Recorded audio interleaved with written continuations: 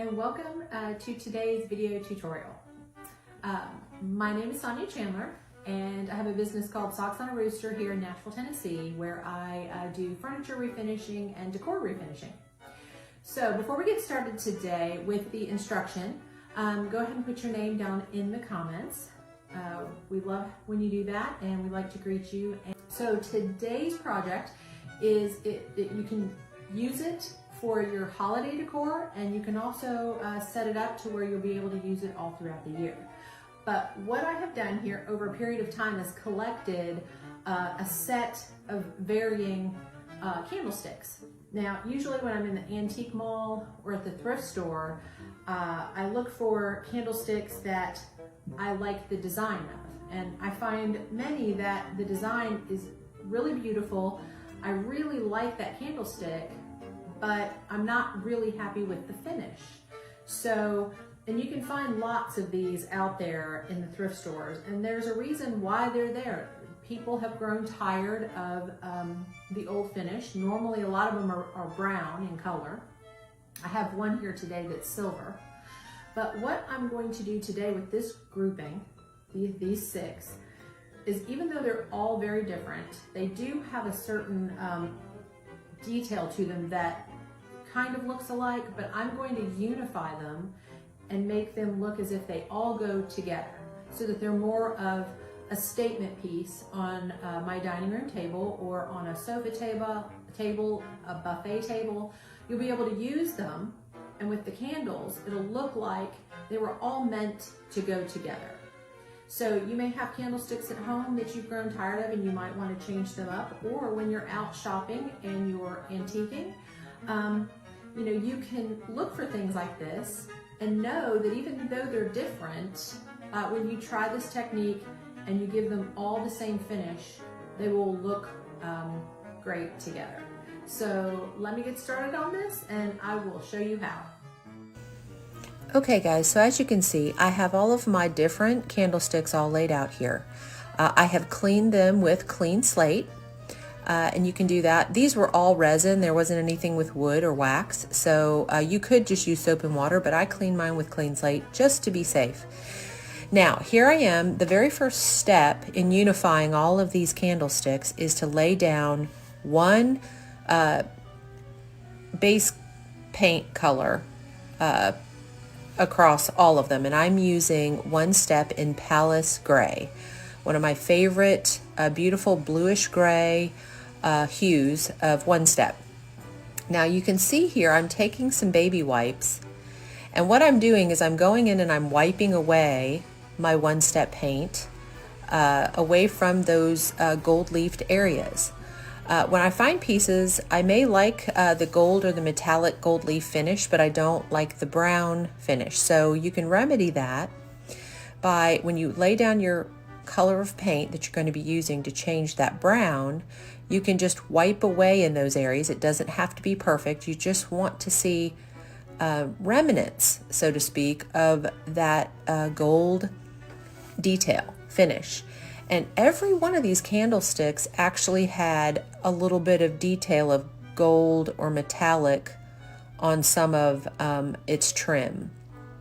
The only one that didn't is the silver candlestick, and I'm going to show you how I fixed that. But here I am moving in with another style of candlestick. So although it's completely different and it doesn't match the other ones, I'm going to fix that by giving it the same finish, going in with my base coat here of One Step. So the Palace Gray, I just did one coat. There I am going in and wiping away with my baby wipe some of that Palace Gray, and I'm revealing the gold finish. So you're just going to do this across the board with every one of these candlesticks. And if you wanted to add more gold to some of the other ones, those two shorter candlesticks there that I first painted, they had a little bit more gold leaf to them, but ultimately it won't matter that much. So the only thing I really did here to fix this solid silver one was, as you can see, I added some gold leaf. And so that's all on there. and it matches this gold leaf as well as the gold trim on some of the other ones. And I just fix that. So here I am with the next step, which is I'm going to use a different color of One Step, and I'm going to pour it into just a paper plate here. And what I did here is I made an applicator, because when you buy a bag of seawool sponges, you'll have many different varieties, but the one that I needed to use, I had already used and had run out of that particular style. But I'm going to show you a picture here of the, I call it an octopus applicator, that I make out of just a square of t-shirt, and it does very much the same thing. So as you can see here, is if you use that applicator, it basically has these little tentacles, and you dip those down into your paint, and when you lay them onto your base coat of Palace Gray, it will give you a marbled effect, as you can see there. And you're not going to get that look with any other applicator. So as you can see there, I've slowed it down, and you can see those long tendrils that when you lay that paint on, it's going to give it a marbled effect. Now, I'm going to share a little secret with you here. As I was applying my Chelsea Square, which is my top color over my Palace Gray, when I got some distance between me and those candlesticks, I realized really I had put too much of the Chelsea Square color on, and I really wanted more of my Palace Gray to show through. I thought I was going to want them to be lighter, but I thought, no, when I use the final product on these, I really want that Palace Gray to be the main color.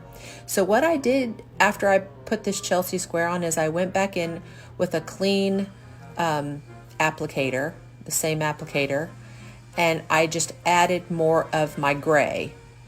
And you'll see that when I go on to the next step.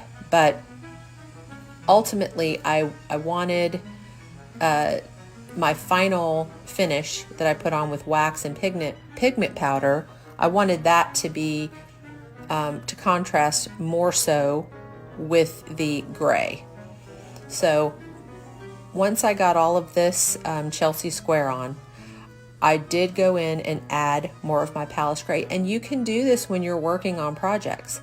Your eye will tell you that that's not exactly what I was hoping for. That wasn't the look I was going for. And that's great. That's part of the creative process. You can say, I'm going to take a moment and add more of this color in. That's all about how painters do it. This is how we achieve the looks we want to achieve. It's also how you learn how to repeat finishes again and again and know exactly what you're going to do the next time. So here I am, and as you can see, I was being really heavy with that color. But you'll see when I tilt this candlestick sideways, but as I'm applying my wax, I added a lot more of the gray. So here I am with my puck of light antiquing wax, and I'm just going across with my light antiquing wax, and I'm getting that wax down into my crevices. I'm doing a very light brushing. I don't need a very heavy application of this. But you're going to let that dry. I'm feeling around here to see if I didn't miss any areas. And you're going to let that dry for a few minutes. I'm fanning it here with a piece of cardboard. But you're going to want your wax to dry to a point where it feels tacky. It's going to come to tack, T-A-C-K. And it's not going to be wet. You're not going to be able to slide your fingers around on it, but it's going to be somewhat sticky. So here I am, and I'm going in with what is a pigment powder. This is the color Pompeii Gray, and it looks beautiful against that Palace Gray. They're two totally different tones of gray, but here's my secret. I take my hands, and when you rub that dry Pompeii Gray powder into that wax that has come to tack, you get a very specific old world look. It looks worn. It looks like it is aged over time, and that candlestick lends itself to a very old world finish. You can see there how the Pompeii Gray, which is a little bit lighter when you put it on, will darken when it is embedded into that wax, so to speak. And that's what I'm doing here. Don't be afraid to take your hands and rub that pigment powder down into those waxy areas. You're going to get a beautiful finish. You can also take a rag right there, like a clean lint-free rag, and I just buff it, and you can get all of the excess dust off. And what you're going to get is these beautiful candlesticks that all are unified and go together. Now here I have displayed them on a buffet table with some Christmas greenery, and I've put them on different risers, some old antique silver serving containers. But you could run these down the center of your holiday dining room table with greenery at their original heights, and they would be beautiful. So you can use them in several areas. Another thing is that if you are a shop owner or you are a booth owner and you are making these to resell them, these can be merchandised all together, and people can buy one or two of them and they will go together. They will look like a set even though they have different styles. So I hope you have enjoyed this video today. If you have any questions whatsoever, just ask them in the comments, and I will get back to you and answer those questions for you. So thank you for watching today, and I hope you will try this project for yourself. They turned out beautifully, and it was exactly what I was trying to do, unifying 6 different styles of candlesticks to all look as if they make one beautiful holiday statement piece. Thanks so much, and Merry Christmas.